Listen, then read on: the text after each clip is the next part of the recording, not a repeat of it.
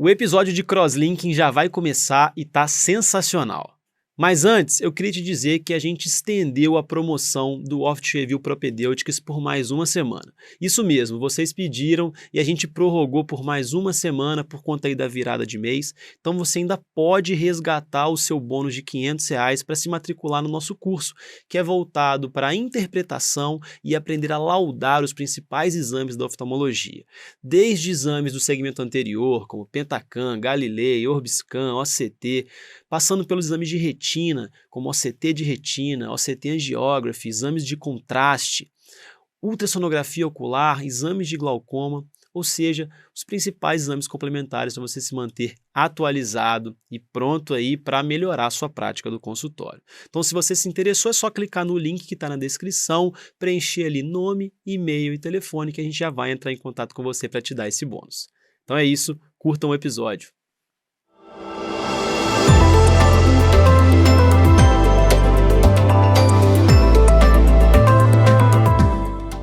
Fala pessoal, tudo bem com vocês? Sejam bem-vindos a mais um Oftcast. É um prazer muito grande estar aqui com um convidado muito especial, diretamente da Suíça, né? Um convidado aí internacional. Vai ser um episódio incrível. A gente está aqui recebendo no nosso estúdio o Dr. Emílio Torres Neto, especialista em córnea, cirurgia refrativa, que atua lá em Zurique, na Suíça, no ELSA Institute e na Universidade de Zurique. A gente vai falar muito de crosslinking aqui, ele que é uma das maiores referências mundiais nesse assunto.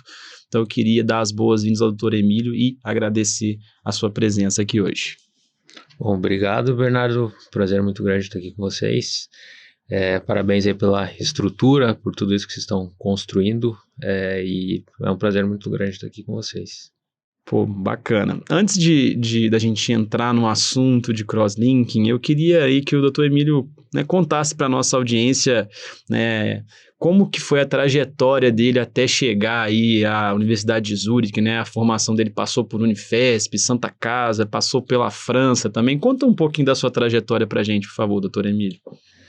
Bom, a história começou, digamos, quando eu era criança ainda com meu pai, então eu tive bastante influência dele, né? Comecei a ir para os congressos de oftalmologia, academia americana, quando eu era criança, ainda nem ia para os congressos, ia acompanhando eles, e era uma viagem de família, então aí provavelmente que tenha surgido o interesse, entre outros, claro. E aí eu fiz a residência, acabei vindo em Curitiba, vim para São Paulo, e aí que provavelmente as maiores oportunidades, ou que eu conheci muita gente. Então, no último ano que eu estava aqui, eu fiz meu fellow de córnea na Unifesp, e na época também fazia de catarata na Santa Casa, simultaneamente. E aí no último ano, foi 2015 ou 2014, a gente organizou o primeiro curso, era o Dr. Walton e o José Álvaro, que eram os coordenadores do curso, e a gente organizou o primeiro curso de córnea, de especialização de córnea. Então, eram os dois professores, eu, o Ricardo Nozé, a Thaís e o Francisco Bandeira, nós quatro, que ficávamos ali nos bastidores. E foi muito legal, a gente fez isso durante um ano inteiro, e durante esse curso a gente conheceu muita gente. E aí que surgiram diversos convites, né? Entre eles o de ir para a França, e entre eles o de ir para a Suíça também. E aí eu tinha uma dúvida muito grande, assim, para onde que eu vou? Eu queria ir para os dois. Mas só te interrompendo um pouquinho, na época era um convite para fazer uma especialização, assim, um fellow, o que era esse convite, assim? Ou já era para ficar? Não, era um convite para fazer um fellow, research fellow, e algumas vezes estava também não muito certo, mas de maneira geral um research fellow, como normalmente a gente vai, né? E aí, conversando com meus pais, com vários professores meus, que me deram opinião, eles falaram, não, por que você não vai para os dois? Aí eu falei, puta, ir para os dois, será? Aí eu acabei indo aceitei o convite dos dois, fui primeiro para a França, e aí depois acabei indo para a Suíça. Eu fui para a Suíça ainda no fim de 2016, então já faz bastante tempo. E aí as coisas foram acontecendo, fui o que era para ser 1 ano, 2 anos, aí acabou se tornando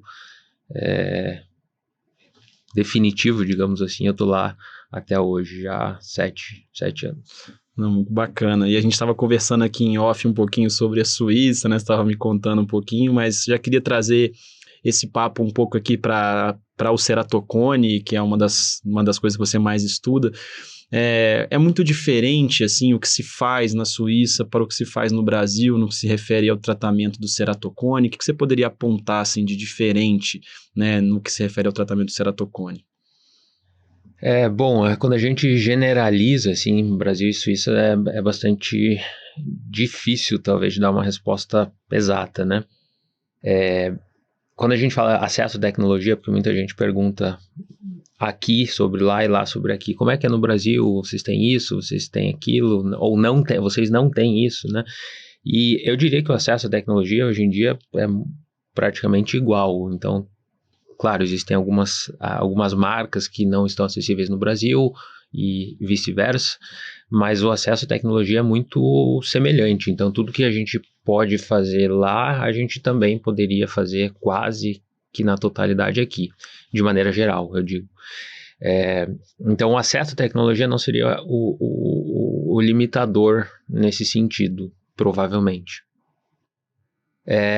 Existem algumas diferenças de conceitos, eu diria assim. Então, existem algumas preferências e cada um se insere num contexto e acaba, por exemplo, preferindo uma técnica versus a outra, e isso às vezes não diz respeito exatamente ao país, à tecnologia do país, o quão evoluído nessa área mas aquilo que é mais fácil para a pessoa no dia a dia, aquilo que ela aprendeu.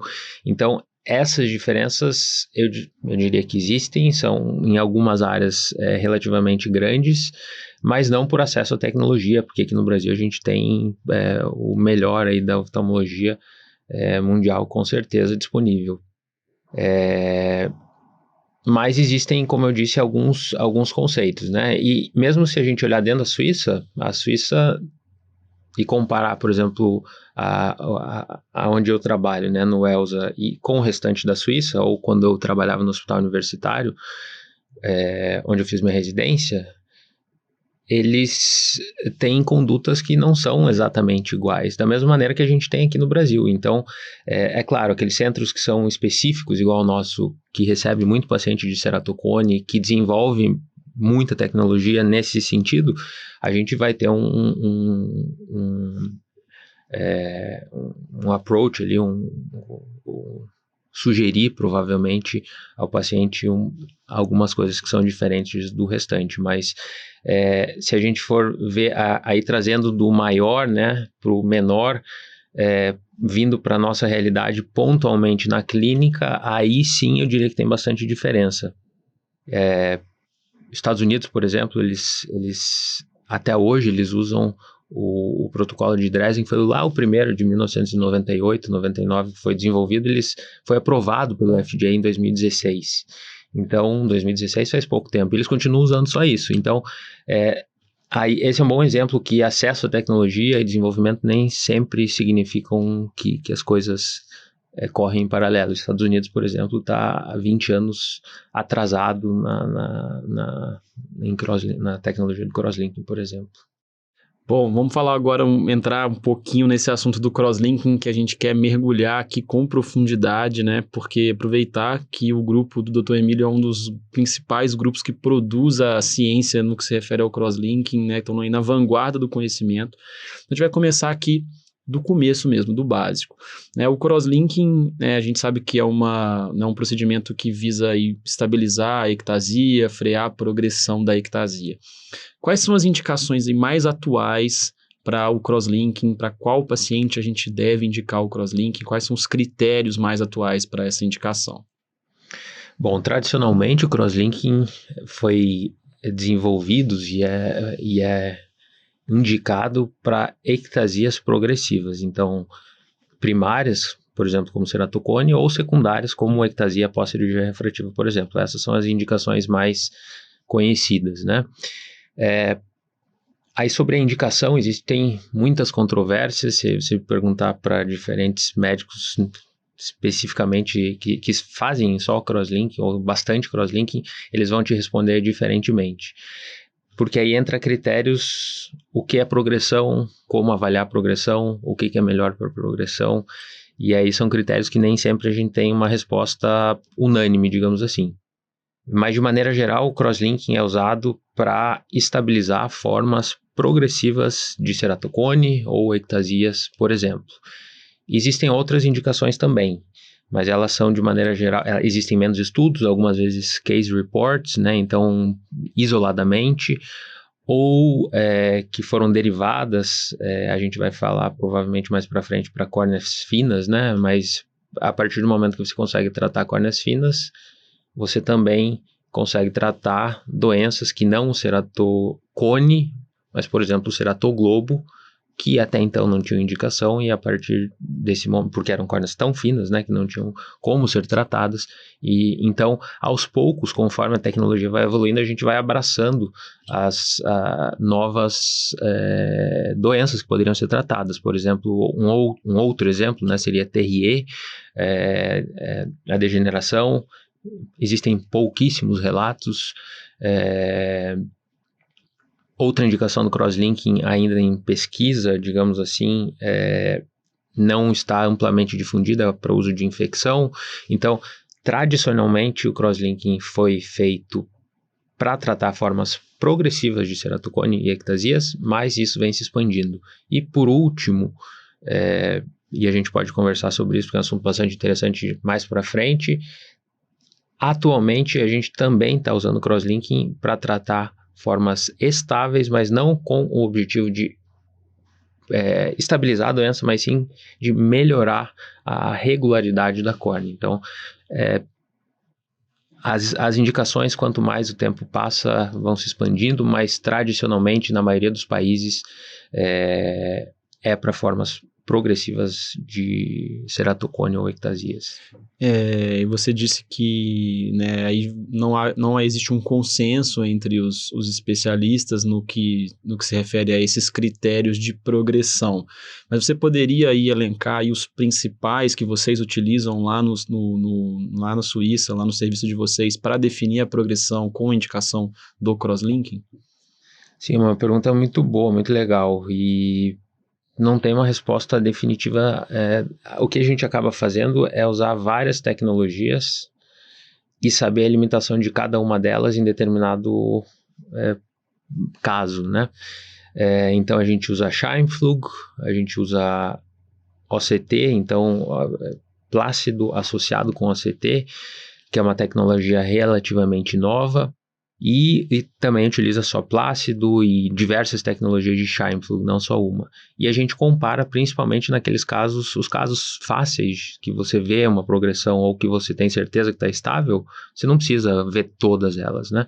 Mas como a gente tem acesso a todas essas tecnologias, a gente costuma, principalmente nos casos difíceis, então lá tem córneas de 100 dioptrias, 120 dioptrias, que são córneas extremas. Então muitos colegas, eu tenho certeza que quando eu falo isso, eles estão dando risada, provavelmente não, é córnea para transplante, mas são córneas que a gente consegue estabilizar e muitas vezes atingir uma visão de 100%, 20/20, 20/25, e a gente precisa saber se essas córneas estão estáveis ou não também. Então, para esses casos especificamente, nenhuma tecnologia é boa. E nenhuma vai te dar o resultado tão fidedigno. Claro, a variabilidade vai ser muito grande.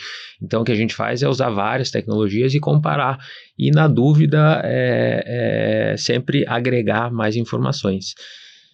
De maneira geral, o que ajuda bastante é entender as limitações. Então, Scheimpflug é uma tecnologia muito boa, padrão ouro, considerada atualmente, mas tem a limitação de córneas que existem alguma opacidade. Então, se a gente sabe que a córnea tem opacidade, eu vou olhar Scheimpflug, especialmente a densitometria do Scheimpflug, porque aí seria perfeito, né? É o melhor que o Scheimpflug pode nos dar nesse caso, mas paralelamente eu vou ver a estrutura da córnea pelo OCT. Então, nesses casos de opacidade, eu vou confiar mais na tecnologia baseada em OCT. E em ceratocone, não é incomum que a gente veja que as córneas tenham ali algumas opacidades, principalmente em casos moderados e avançados. Então, por isso que essa combinação é bastante benéfica. E o mapa diferencial, claro, não olhar em um ponto específico qual é o K máximo, qual é o ponto mais fino, até porque o ponto mais fino no Scheimpflug, nesses casos que eu falei, córneas opacas, não tão a variabilidade é muito grande, né? Principalmente ou após o crosslink. Então, não olhar um ponto específico, mas o global, e o mapa diferencial dá mais ou menos essa relação global para a gente, né? Muito legal. E um assunto que eu queria avançar um pouquinho agora é em relação ao crosslinking em crianças e adolescentes, né? Que a gente sabe que a progressão, né, pode ser rápida nesses pacientes e pode ser algo que pode mudar muito o prognóstico da doença. Né? Quando que é o momento ideal, na sua visão, para a gente indicar o crosslinking em crianças, né? Porque existem alguns especialistas que falam que você pode indicar já no diagnóstico, né, sem ter uma progressão documentada. Qual que é a sua visão sobre esse assunto? Bom, pensando do ponto de vista simplesmente médico, a nossa conduta é indicar o crosslinking em crianças ao diagnóstico. Por quê? Porque existem estudos, e é um da Austrália e um mais antigo, que mostraram que, se não tratadas, essas crianças, cerca de 90%, 89%, se não me engano, 91% ou 90%, mostraram que essas crianças vão progredir. Então, 90% é um número muito alto. Então, quase a exceção seria não progredir. E se a gente tem um tratamento que faz com que a córnea não progrida e se mantenha estável ao longo da vida, por que não fazer? Então, do ponto de vista médico, a gente indica o crosslinking já ao diagnóstico. Aí existem colegas que pensam um pouco diferente, mas a gente também tem que levar em conta a realidade do local onde a pessoa trabalha, do oftalmologista que eu digo, né? A regulação do país, o quanto vai ser o ressarcimento pelo plano de saúde ou não, e aí tem uma série de coisas ao redor, mas medicamente eu diria que, e é o que a gente faz o crosslinking já no diagnóstico pela taxa de progressão muito alta, caso não sejam tratados, né? Acredito que deve também ter uma questão de que, às vezes, pro familiar, pro pai e pra mãe, você já chegar falando, tem que fazer um procedimento, pode ser algo delicado, né? Porém, do ponto de vista médico, você indicar ali logo no diagnóstico vai ter um benefício muito maior para o paciente. Bom, deixa eu falar um pouquinho agora dos protocolos de tratamento. Né? Você já mencionou aí o protocolo de Dresden, que lá nos Estados Unidos ainda é feito por conta aí de que lá também tudo é muito engessado ali no FDA, né? E, enfim, é um protocolo que surgiu no final da década de 90 e foi a primeira padronização aí pro tratamento de crosslinking. No protocolo de Dresden, para quem não conhece, né, a córnea ela é desepitelizada, ela é embebida com riboflavina e ela é exposta aí à radiação UV a 3 microwatts por centímetro quadrado durante 30 minutos, totalizando 5,4 joules aí de energia. Depois do protocolo de Dresden, surgiram novos protocolos, inclusive o grupo, né, de vocês desenvolveu um protocolo, né, de crosslinking acelerado. Eu queria que você explicasse um pouco sobre esses protocolos acelerados e como que os resultados do protocolo acelerado se comparam aí ao protocolo tradicional de Dresden. Tá. Bom, a gente organiza o congresso de crosslinking todo dezembro lá em Zurique. E aí teve um ano que eu estava entrevistando, eu não lembro qual ano foi, mas foi uma entrevista justamente sobre isso, com os fundadores aí, criadores do crosslink, né? E aí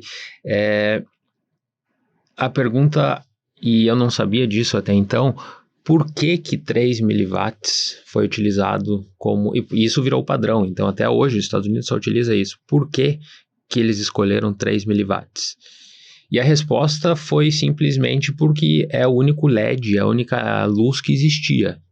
Então não foi uma luz que foi selecionada por um motivo médico específico, Totalmente aleatório. Totalmente aleatório, porque é o que existia. Então, as luzes pequenas de LED tinha 3 miliwatts, então vai ser a 3 miliwatts, e assim que começou. E aí eles perceberam que isso funcionava e deixava a córnea mais rígida. E por muito tempo, só tinham esses dois fatores. Essa luz de LED, que era a única que existia, que era de 3 miliwatts por centímetro quadrado, e a riboflavina.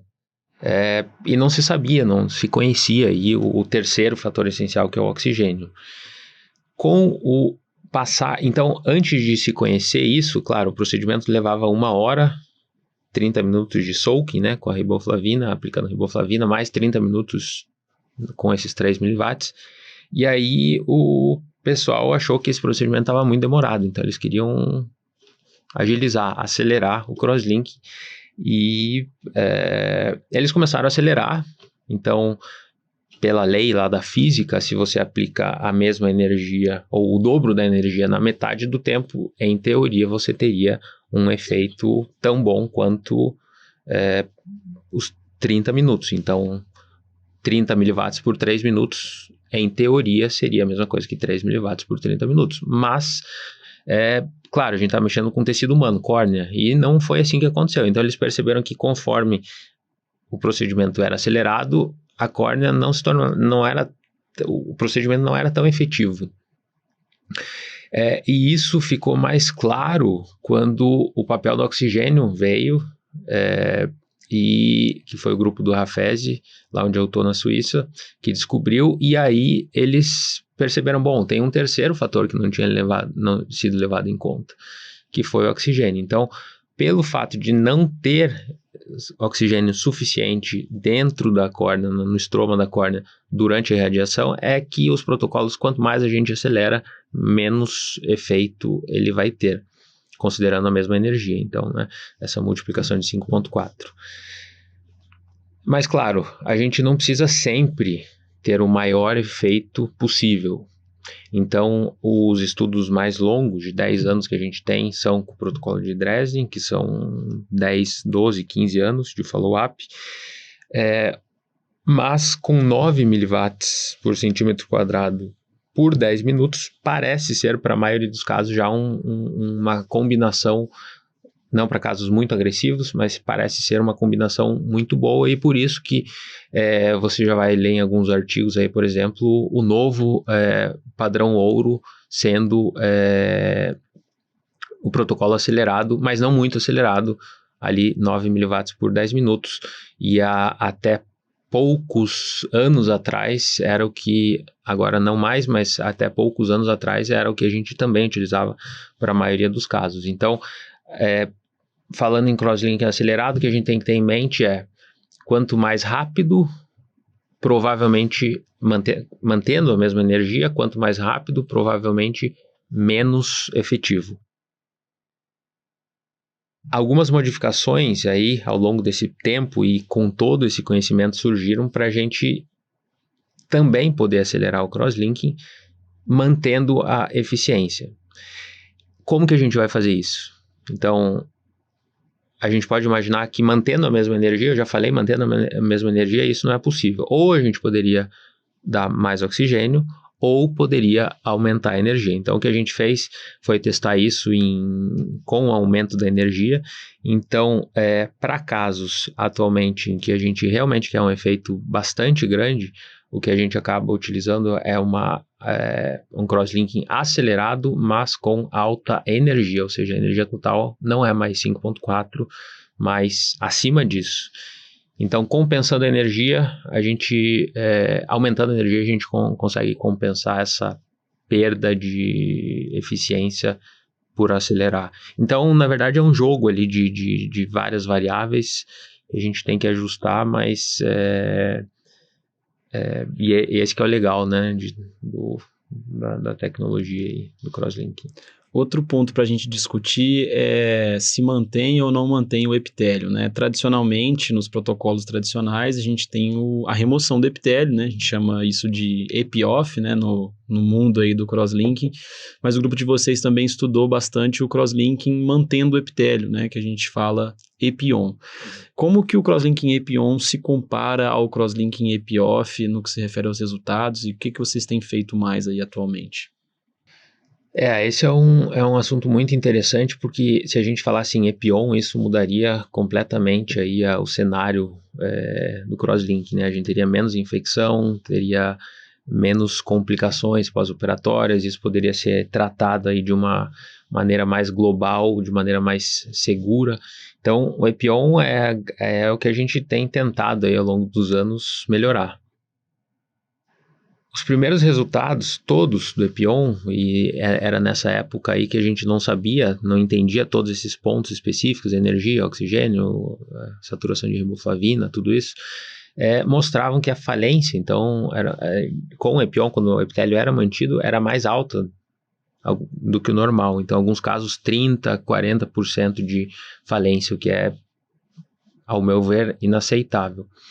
E claro, no início, como eu falei, existia uma lâmpada de LED e a riboflavina, não se sabia exatamente todo o outro, os itens ali envolvidos no crosslink.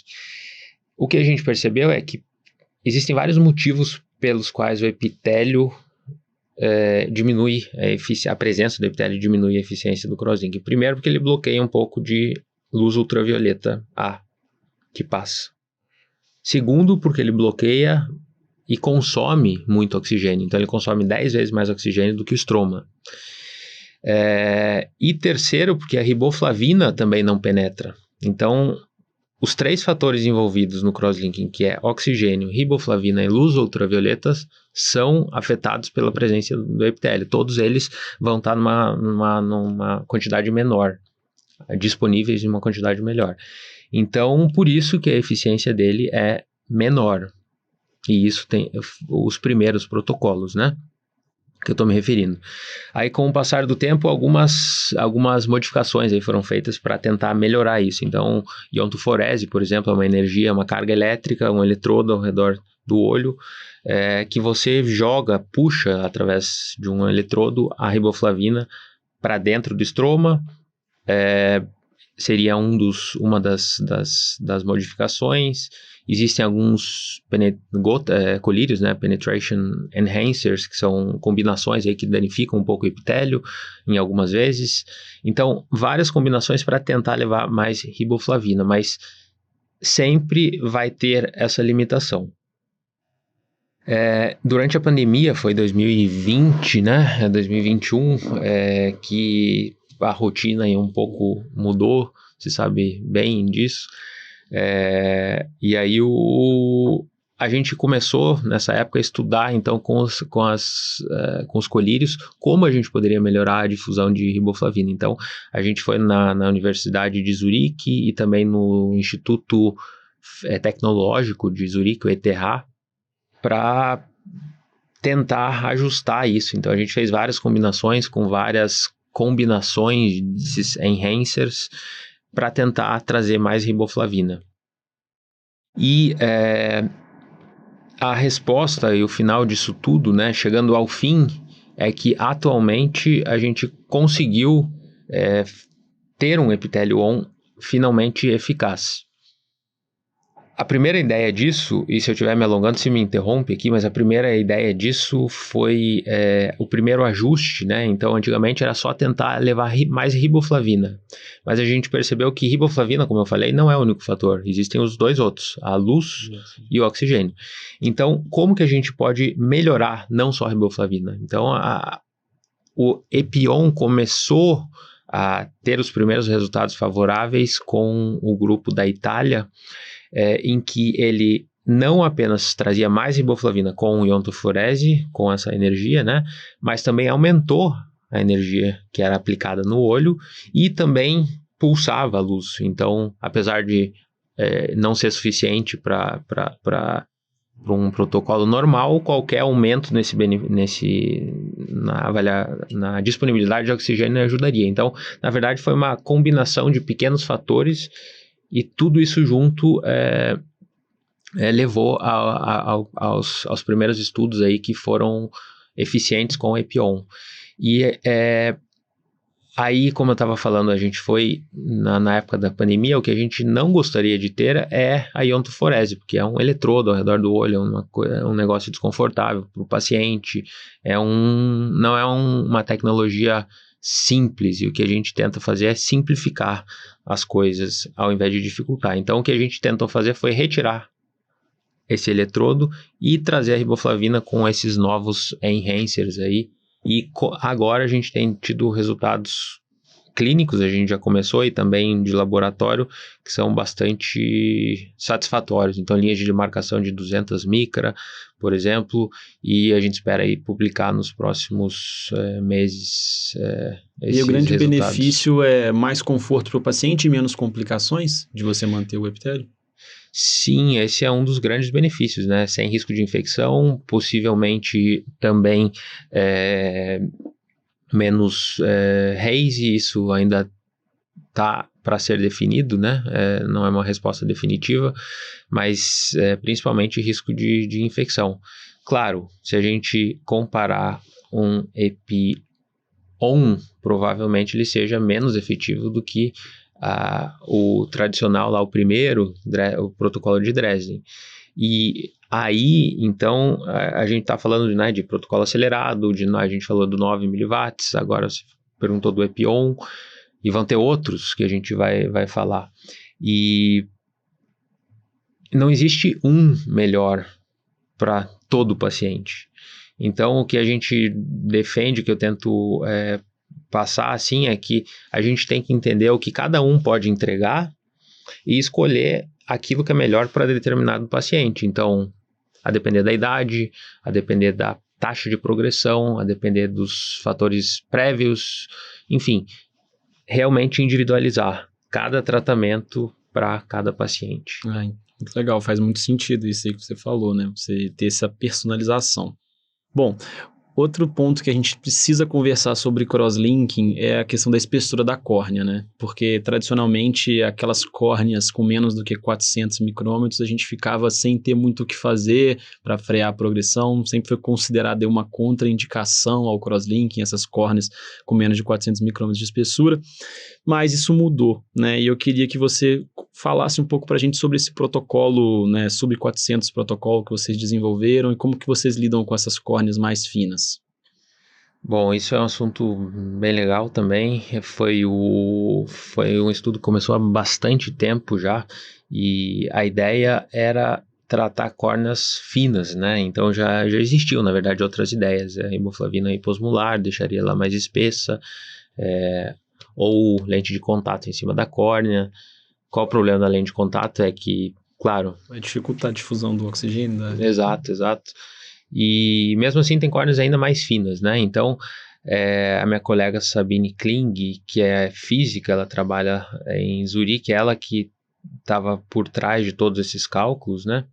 E aí a gente correlacionou os dados, o quanto de crosslinking acontecia. Isso foi primeiro, antes de ser feito em pacientes, foi publicado o algoritmo baseado em dados que foram feitos em córneas de animais, em diversos animais, e os dados batiam. Então, aquilo que era previsto batia com aquilo que a gente gostaria de ter. E foi aí que surgiu o protocolo sub 400. Então, a primeira geração do protocolo sub 400, que é o que tem disponível, que tem publicado hoje, a gente usava 3 miliwatts por centímetro quadrado como irradiância única, e aí ajustava as energias de acordo com cada espessura, né? E existem esses 3 fatores que foram levados em conta, então riboflavina, oxigênio e a luz ultravioleta, para estimar o quanto de energia a gente precisaria para deixar a linha de demarcação lá próxima do endotélio. A nossa ideia na época era cerca de 70, 80 micra do endotélio. Essa foi a ideia, existe uma variação, isso está publicado, mas os resultados são muito satisfatórios, né? Assim, a gente teve no primeiro ano 90% de estabilidade dos pacientes, de córneas muito finas, e a gente sabe que córneas finas são mais propensas a progredir, então são justamente aquelas que progredem mais rápido. No segundo ano isso caiu para 16%. E aí uma vez alguém em algum congresso me disse, bom, mas 85 ou 80, eu não lembro os números do segundo ano de cabeça agora, mas 85%, digamos, não é um valor muito baixo. Eu falei, bom, são córneas que até então iriam para transplante, né? Porque não seriam, não teria um tratamento. Então, na nossa ideia, qualquer benefício que tivesse nessas córneas seria muito bom. Então, superou todas as expectativas uma eficiência, principalmente nessas córneas tão finas, que fosse tão alta. E aí agora, para essas córneas finas, essa foi a primeira geração, é o que está publicado. A nossa ideia aí, e que a gente já usa há aproximadamente, alguns anos aí, é a segunda geração, que utiliza energias diferentes e também protocolos acelerados. E a nossa ideia em desenvolvimento aí para daqui a alguns anos, que já está encaminhada, mas ainda faltam mais dados, é o Epion, Sub-400 Epion. Então, existe um caminho aí pela frente, mas essa é a nossa ideia. Então, a gente já tem alguns anos com a segunda geração, que são valores um pouco diferentes, e estamos caminhando também para o Epion. A gente já falou um pouco disso, né, de que é importante individualizar para cada paciente, mas no crosslinking tradicional, digamos, né, a mesma dose de radiação vai ser aplicada ali em toda a córnea, né, nos protocolos tradicionais. E isso vai ter o objetivo de frear a progressão do ceratocone e, em alguns casos, também pode promover um certo aplanamento da ectasia. Eu queria saber quais são os benefícios, né, e o que é esse PACE, né, o protocolo de crosslinking, nem sei se é assim que pronuncia, né, que eu li lá, protocolo de crosslinking customizado aí que vocês realizam. O que seria esse protocolo, esse customizado? Bom, isso eu diria que é o assunto mais interessante, pelo menos para mim no momento, porque é uma quebra, mais uma, né? Uma quebra de paradigma aí no tratamento de ceratocone. Então, como eu disse lá no início, se me perguntou qual é a indicação de crosslinking, a resposta foi, de maneira geral, tradicionalmente, tratar formas que estejam progredindo. Então, estabilizar essas formas. E aí, para todos os outros casos, então a gente estabilizava uma córnea que tinha a sua regularidade ruim, ou seja, era uma córnea irregular, e a gente estava feliz por manter uma córnea irregular por muito tempo irregular.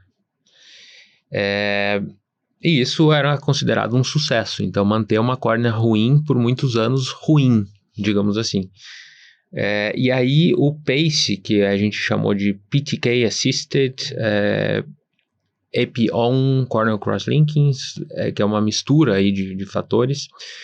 Existem algumas técnicas semelhantes, mas a nossa ideia, da mesma forma que a primeira geração era feita com energias diferentes sobre o ceratocone, a nossa ideia também é fazer isso com algumas modificações, claro, usando o laser, o excimer laser. Então, com o excimer a gente acaba fazendo um debridamento epitelial guiado, guiado pelo epitélio, né, em determinadas áreas, e a gente consegue não apenas estabilizar o ceratocone, mas também melhorar.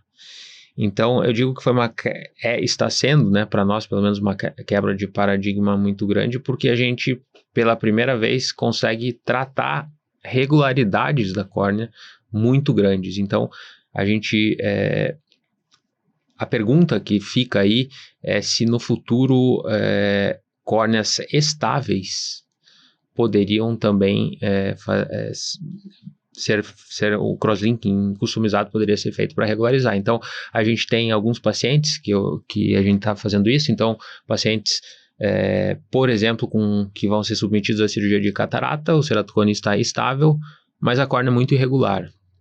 Aí tem vários pontos, como você vai calcular uma LIO, qual LIO você vai colocar.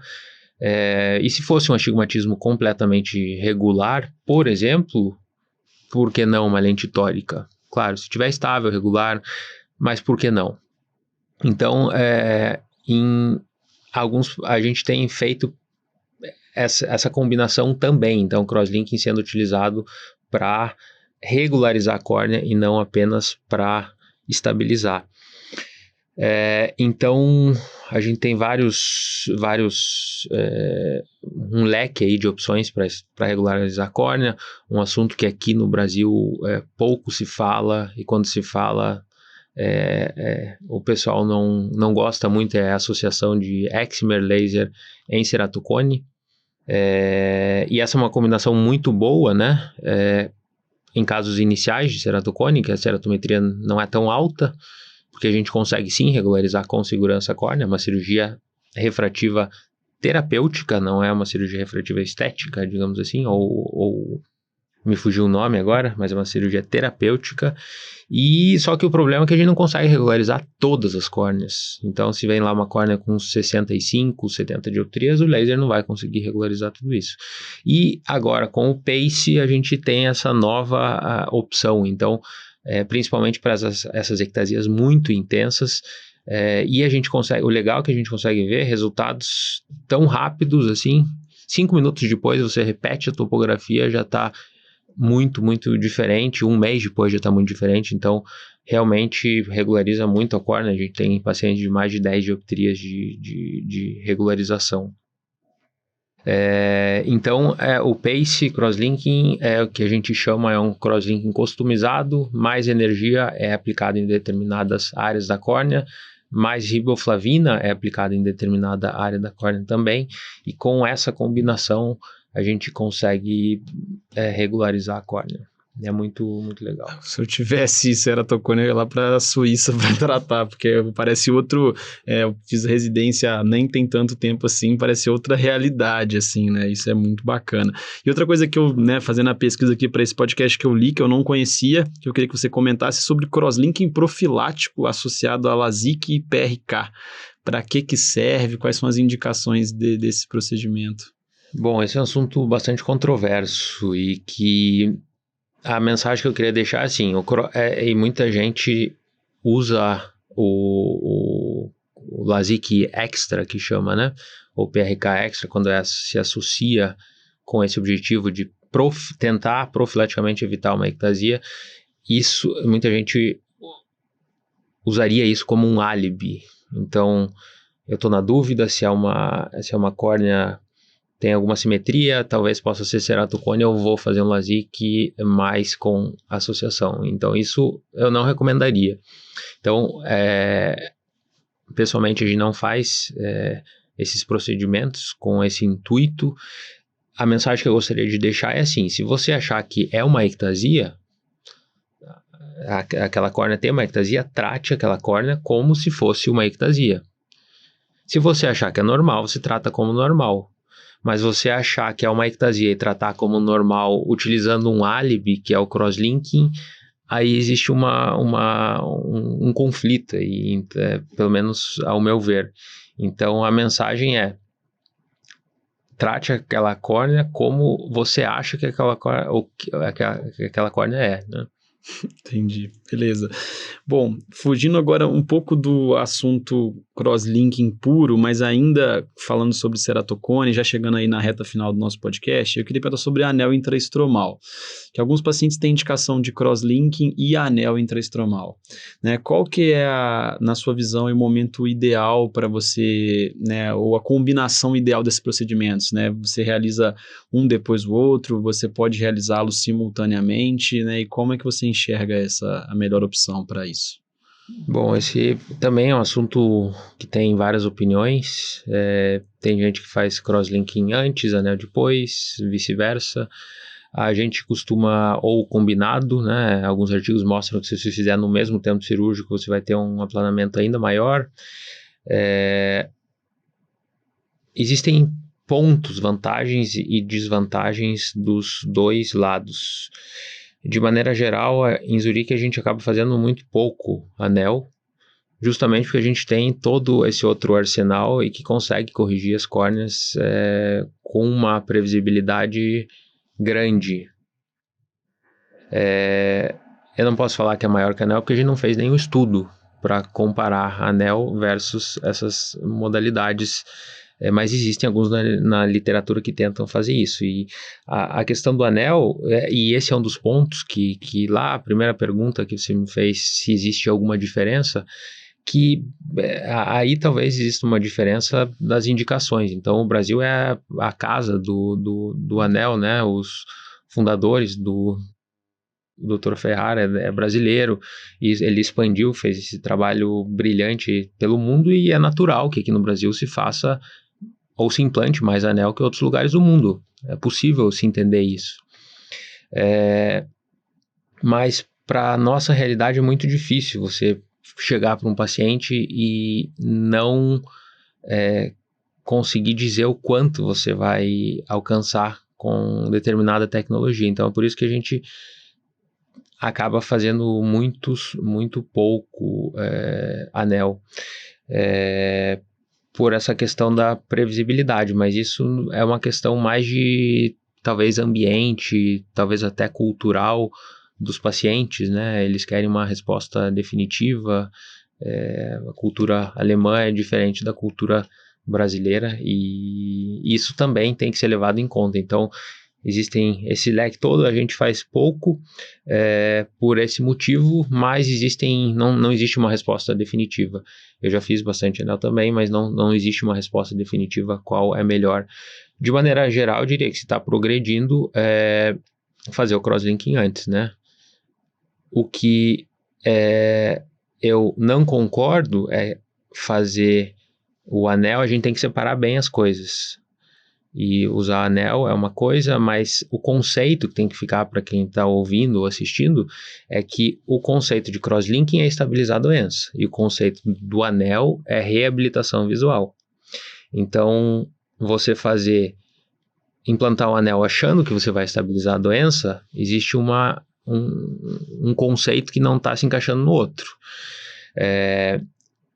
E também, claro, após o anel a avaliação é difícil, então é difícil se dizer se está progredindo. Os exames que a gente tem não conseguem dizer com a mesma precisão que uma córnea sem nenhuma estrutura de plástico dentro dela. Então, esse conceito é importante. Se está progredindo, provavelmente faria o crosslinking antes, porque é a progressão. Agora, você implantar somente o anel numa córnea que está progredindo, esse ponto especificamente eu discordaria, mas todas as outras combinações aí são possíveis, e aí cada um tem uma experiência diferente, e esse que é o bonito aí da oftalmologia. E agora sim, basicamente já chegando também na nossa reta final, eu queria fugir um pouco do assunto ceratocone, mas ainda sobre crosslinking, que se você puder comentar se vocês têm experiência lá, ou se não tiverem, assim, com certeza você já escutou muita discussão sobre isso, sobre o tal do PAC crosslinking, que seria esse crosslinking para tratar essas infecções corneanas, né? Qual que é o racional por trás disso, e assim, já é algo que já é usado na prática, ou é algo ainda muito de estudos? Como que está isso? Bom, o PAC crosslinking é o Photo Activated Chromophore Corneal Crosslinking. Então, é o cromóforo, pode ser ele riboflavina ou pode ser rosa bengala. Cromóforo essa palavra foi justamente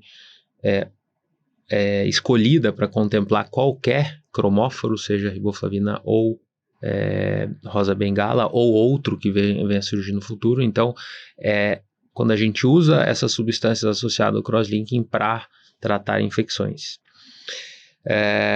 Quando a gente faz um crosslinking, existem alguns efeitos que a gente espera. A gente faz um crosslinking no ceratocone porque a gente quer que a córnea se torne mais rígida.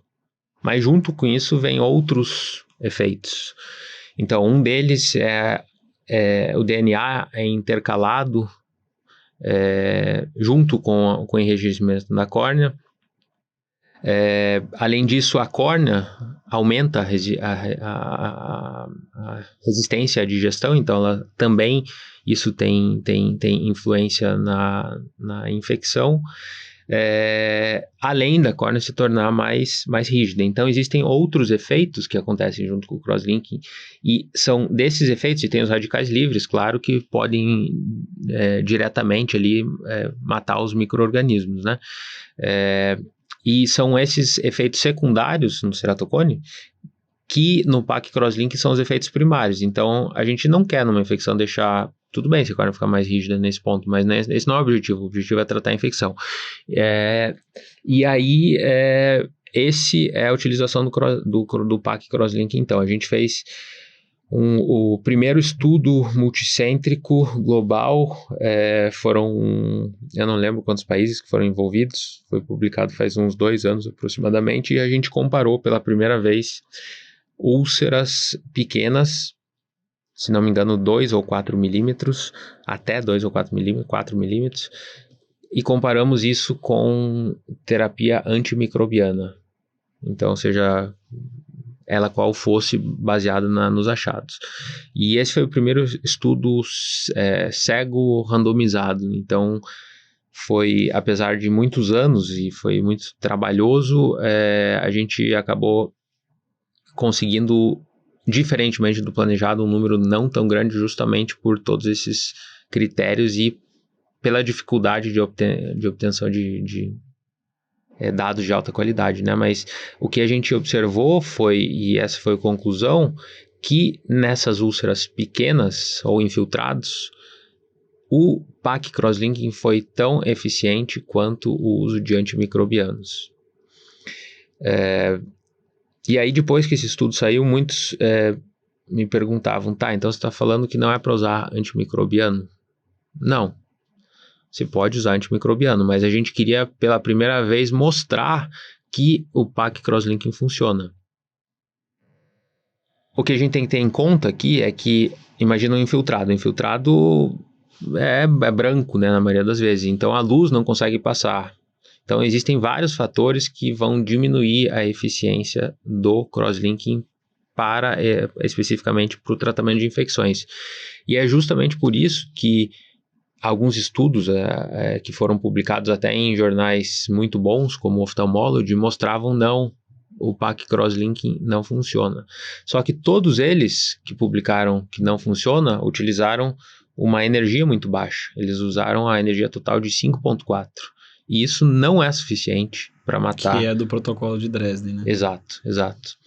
Então, agora tem um colega que está com a gente lá em Zurique, que está estudando isso já há um ano e meio, está no laboratório lá e está fazendo testando diferentes bactérias, fungos, enfim, para a gente otimizar. O que eu posso dizer é que 5.4 não é suficiente, a gente está falando aí de pelo menos o dobro da energia total, e aí a gente consegue ver em algumas situações até 98, 99 ou até mais % de killing rate, né? Então que as bactérias ou os micro-organismos estão mortos. Então a mensagem sobre isso é que PAC crosslink é utilizado para infecções. No momento eu utilizaria ele em conjunto com a tua terapia que você acha que fosse a ideal para aquele paciente. Pode repetir, né? E a energia total que tem que ser utilizada não é a energia lá de trás do protocolo de Dresden, é maior, e é isso que a gente está tentando estudar aí, o quanto para cada caso seria o ideal. Perfeito, agora realmente é a última já em tom de despedida, né? Você já falou disso durante a conversa, que seria assim, o que você enxerga do futuro do tratamento do ceratocone, principalmente do crosslinking? Você já falou bastante dessa customização, de cada paciente, né, ser avaliado de uma forma personalizada. O que mais que você enxerga que pode vir aí para o futuro, já que vocês estão aí na vanguarda aí do conhecimento, nesse aspecto aí no tratamento do ceratocone, especialmente no crosslinking? Bom, esse eu acho que é um dos principais fatores. Você falou de individualização e é isso que a gente tem feito, e tem muita coisa ainda para vir, mas realmente individualizar. Então, não usar como uma receita de bolo o mesmo como Estados Unidos, o mesmo protocolo para todos os pacientes. Eu usaria, e é o que a gente faz para cada paciente, determinada protocolo, né? Então, esse é um ponto sobre a individualização. O ponto, no momento, para mim, a quebra maior aí de paradigma está sendo essa do crosslinking customizado, conseguir regularizar córneas, então poderia ser usado para córneas estáveis também. E um outro ponto que a gente continua tentando entender mais profundamente aí é a biomecânica, porque tudo isso tem envolvimento da biomecânica, né? Então, a gente está com a elastografia por OCT, que é uma tecnologia com OCT, então com as imagens que o OCT gera através de um movimento da córnea, de uma estimulação, a gente consegue ver o deslocamento camada por camada da córnea e estimar naquele ponto qual é a biomecânica, se ela é mais elástica ou menos elástica em determinado ponto. E isso é uma coisa que até então a gente não tinha em profundidade. A gente tinha os aparelhos antigos que avaliavam aí a estabilidade ou a biomecânica da córnea de maneira global, então você solta um ar, você vê a córnea se mexendo, mas isso avalia a córnea globalmente, não ponto a ponto e não espessura a espessura. Então agora a gente consegue ver ponto a ponto da córnea como a córnea se comporta, e isso provavelmente tem impacto aí nos nossos tratamentos do futuro, ou seja, fazer um match aí da biomecânica com os tratamentos, por exemplo. E uma coisa que, claro, a gente gostaria de ainda não tem essa resposta, mas uma coisa que seria muito legal é saber se o paciente está progredindo sem esperar a progressão. Ou seja, ele chega hoje, primeira consulta, e aí você fala, você está progredindo ou você está estável. Então essa é uma pergunta aí de um milhão, mas é difícil a resposta, mas com o mapa epitelial a gente se aproxima aí disso. Então eu diria que o futuro está muito próximo aí tem muitas coisas que a gente pensava que ia acontecer lá na frente já estão acontecendo agora. Muito legal, queria agradecer demais a presença do Dr. Emílio, que está aí numa agenda super corrida aí na Brascas e veio aqui trocar uma ideia com a gente. Foi um dos papos mais profundos aí, cientificamente, que a gente já teve. Então, acho que a galera que gosta de córnea vai adorar, e mesmo quem é mais generalista também vai atender paciente com ceratocone, precisa se atualizar nesse assunto. Então, é só agradecer mesmo, muito obrigado pela sua participação, e quem sabe aí quando você vier no Brasil outras vezes a gente pode combinar aí outros podcasts, porque foi muito rico aí o bate-papo. Obrigado, muito obrigado a vocês, foi um prazer muito grande e sucesso pro Oftcast aí, parabéns. Valeu, pessoal, esse foi o Oftcast, obrigado pela audiência e até semana que vem.